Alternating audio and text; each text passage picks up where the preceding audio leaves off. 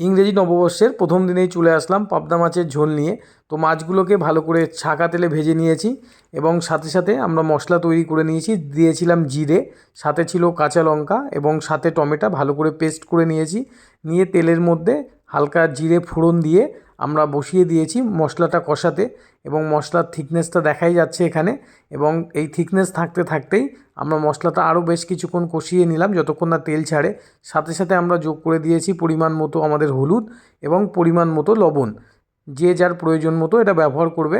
এবার হালকা যেই আবার তেল ছাড়লো কষাতে কষাতেই আমরা কিন্তু দুটো পাবদা মাছ এর মধ্যে যোগ করে দিলাম।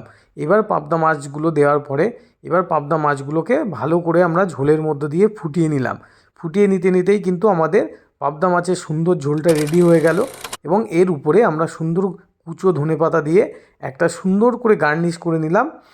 এই রেসিপিটা আপনারাও গরম ভাতের সাথে ট্রাই করুন এবং আপনাদের কেমন লাগলো অবশ্যই কমেন্টের মাধ্যমে জানাবেন এবং ভিডিওটি দেখে ভালো লাগলে লাইক শেয়ার কমেন্ট করে বন্ধুদের মধ্যে ছড়িয়ে দেবেন। সকলকে ধন্যবাদ, নমস্কার।